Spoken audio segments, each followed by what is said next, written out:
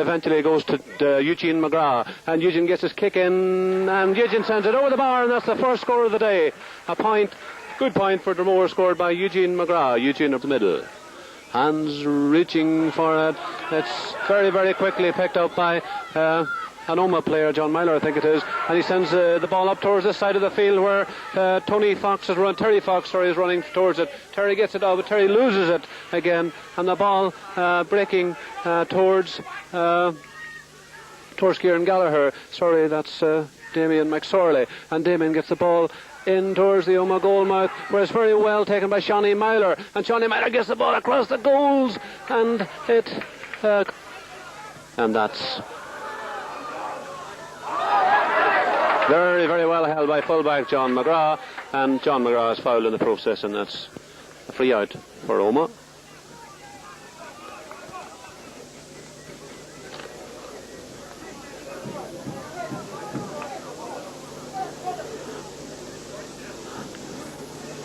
And up he comes with it.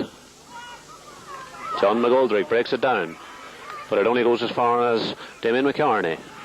Damien sent Omagh on the attack up towards the far side of the field where Terry Fox is after it. Terry breaks it down for himself, gets around the fullback very well, and then gets the ball into his hands and fists a fine ball across the goals where it's Kieran Gallagher is waiting for it. Kieran Gallagher is fouled for Omagh, and the taker is to be Jerry Quinn. And he takes it well, and that's a goal for Omagh. That's a goal for Omagh, and that might very well start to get. Sends it towards this side of the field where Terry Fox is running for it. Instead it goes to Damien McSorley. Damien McSorley sends Shawnee Myler. That's a great ball from Damien McSorley. Shawnee Myler on his own, and Shawnee Myler takes a very well taken goal. That is a well taken goal after a very fine pass from Damien McSorley. A fine goal and very well taken by Shawnee Myler. That's Shawnee, son of Sean Senior, the marathon runner. Up he comes, over it goes. That's a good point, and that's Dromore 2 points, Omagh 2 goals. It's John Myler fielding it beautifully, getting Omagh on the attack again. Up towards Terry Fox. Terry rounding Eugene McGoldrick, making plenty of room for himself, and then kicking it out towards John McQuaid. John, I think, didn't expect that pass. Getting it back towards Terry Fox again, and Terry takes his kick, and Terry sends it over the bar, and that's Omagh 2 goals, 1 point, Dromore 2 points, and kick out. Well held by Mark Donnelly. Mark Donnelly towards Shawnee Myler. Shawnee Myler having a good game, and Shawnee sends a high ball in, and Shawnee sends it over the bar, and that's Omagh 2-2, Dromore 2 points. Martin lately, but he gets it now and he goes down the field with it. In towards the middle where the ball breaks towards Kevin Sludden, and Sludden gets it into his hand, and Sludden kicks, and that's an excellent point from Kevin Sludden. But the ball is broken down harmlessly to John McGrath. That's John of Omagh now, and John gets it out towards the far side of the field where it's Mark Donnelly with it, and Mark sends a high ball which goes to Shawnee Myler. What a good game Shawnee Myler's having as he sends Omagh on the attack again, sending a high ball. That's a very good ball from Shawnee Myler towards Terry Fox, and Terry Fox shoots, and Terry Fox sends it into the net. Terry Fox sends it into the net, and that's 3 goals for Omagh, 3 goals and 2 points, in fact, Hendrick brothers, because I think John is now full back and Eugene has gone out to centre half. Ball, that's a very dangerous ball towards Terry Fox, as he gets it into his hands. Out towards Johnny Myler. And that's across the goal mouth, and that's over the bar. And that's a very well taken score. And these Omagh fall furthermore. But he only gets it out as far as John McQuaid, and John McQuaid toe to hands and eventually lucky enough to get it across to Mark Donnelly, and Mark Donnelly's kick is high, Mark Donnelly's kick is over the bar, and it's now Omagh 3 goals and 4 points, Dromore 3 points.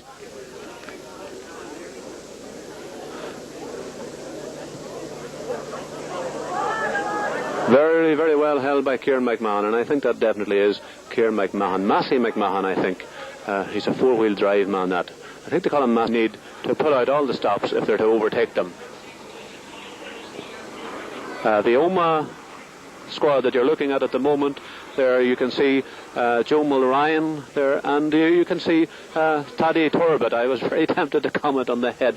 I'm sure Thaddy wouldn't want me to. That's Thaddy Turbot, and there's no need really to introduce the famous Thaddy, a man who deserves a lot of credit in Omagh for the interest that he takes in the underage football in the town, and Thaddy's there giving his advice, and it's a well-grounded advice, I'm sure, to the Omagh players. That's Joe Mulryan on his hands and knees there. Joe, another ex-St Enda's stalwart, and Joe is giving his bit of advice. But I think the boys are doing very well. Beside, that's the Dromore men, and the man in the red, that's Martin McCann, club goalkeeper, and a man who's taken a lot of interest in the minor squad this year. Along with him, you see that man in the black. Believe it or not, he hasn't a black head now, but that's Father Breen. Father Breen, who came to Dromore last year and who has really put his heart and soul into the football in the parish. He'll be also, of course, watching his ex-parishioners in action in the big game. But for the moment, Dromore belongs to Father Breen. Father Breen belongs to Dromore, and there's no doubt about that. That's Q Donnelly, by the way. Q Donnelly, who is, of course, a senior stalwart for St Dimphna's, also giving his advice. And one feels at the moment that these Dromore men, these Dromore men certainly need all the advice that they can get, because they are trailing by that margin of 10 points, and 10 points is quite a bit to haul back. But they're a pretty young Dromore team, and we haven't been beaten yet, but even if they were, they would still be back next year, because quite a few of them are eligible in the year to come, as indeed I'm sure are Omagh, for that matter. And down in front of us here, that's St Dimphna's pipe band from Chummery, Dromore, founded in 1938 and going ever since. That's Eugene Barrett, by the way. The camera is now Eugene Barrett, who will be turning out with the Trillick team in the afternoon. This band, in fact, straggles the parishes of Dromore and Trillick, because Chummery is on the border. That's not to say that the Chummery men are Trillick men, but some of the Trillick men have come across the border to join with the Chummery, and you have the Barretts and some others who are members of a proud and a long living pipe band, St Dimphna's pipe band, Chummery. That stern man there, that's Johnny Quinn. Well, that man means it. He certainly does. And as you join us, it's the second half just beginning. Dromore now playing towards, sending it in towards the goals, where it's broken down towards Eugene McGrath and Jerry Quinn. But it's Jerry Quinn who has possession of the ball, and that's what's important, and breaks into the middle of the field, where Eugene McGoldrick is waiting on the loose ball, and Eugene gets some more in the attack. That's a very good ball to Eugene McGrath, and Eugene McGrath now getting Eamon McKenna on the attack. Eamon claiming it for his own. Chris White has come right out of the goals, and Chris fouls him out there, it's the right thing to do. It's set her down towards and that's Terry Fox. And Terry Fox sending Shawnee Myler on the way. Shawnee Myler taking the ball along the ground, and Pat Irvine gets down very well to it, and the spectators like that. But the ball is cleared only as far as Mark Donnelly, and Pat Irvine saves it once again. And this time he's going to give Terry Fox a kick at it, as Terry comes and kicks, and Terry says, I'm not going to bother allowing you to show off any further, and he kicks it over the bar. It goes to Barry Goodwin, and Barry Goodwin sends a long clearance up towards this side of the field where Mark Gallagher gets it, and Mark sends a good ball towards Eugene McGoldrick, and can Dromore get a score here? No, it's very well saved by Chris White, and if Pat Irvine can save them at one end, Chris White can do it at the other, and that was very good positional goal. Where it goes to Eugene McGoldrick. Eugene McGoldrick to Martin McKenna. Back to Eugene McGoldrick. And Eugene McGoldrick sends a good kick towards Eugene McGrath. Can Eugene turn fast enough? He gets the ball in, and it's in the net. It's in the net from Mark Gallagher. Yes, and by Barry Goodwin. And the referee says catch yourselves on. Rightly so. And that's a free in. And it's to be taken by Martin McKenna this time. It's about 35 metres out. And Martin kicks, and he kicks it over the bar. It was quite right to do that, because to have stood in there would have been fatal. And that's a free in for Dromore, and that's Declan Murray. It's to the right of the goals, and Declan tips it Mike O'Shea style over the bar, and there's a bit of holding and pushing around there. But eventually the ball goes to Kenny Clark, and the referee saw something that I didn't see, because Kenny may have picked it up off the ground. The ball going back towards Kieran O'Neill. Kieran getting Dromore on the attack. Across the goals to Eugene McGoldrick. And Eugene trying to work his way in. Out he comes, and there's the final whistle. And the Tyrone minor champions for 1983 are Omagh St Enda's. On the score, Omagh 3 goals and 7 points. That's 16 points to Dromore's 10 points.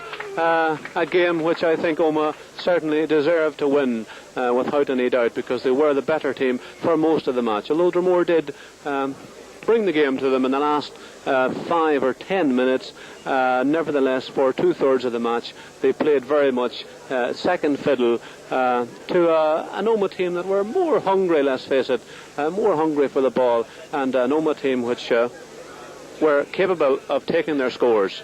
So, once again, the final of the minor championship, Omagh 3-7, Dromore 1-7.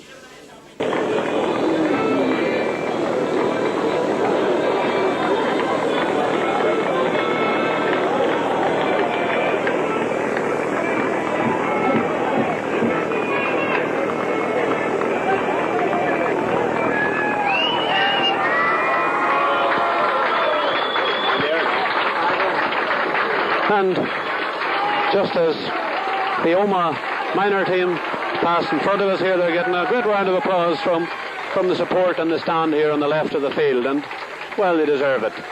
So that's a story of happiness for Omagh as they parade the cup around the field. Incidentally, just whilst they're parading the field, you might just hear music at the far side of the field, and that's a novel idea, and a very good one too, I think. Kind of a marriage of Tyrone Kiltus Kilturry Earn and the Tyrone GAA, because that's a Kiltus group at the far side of the field who are providing some music for dancers whom you can now see taking the field from the two sides. If you watch carefully, you will see that 4 white-shirted young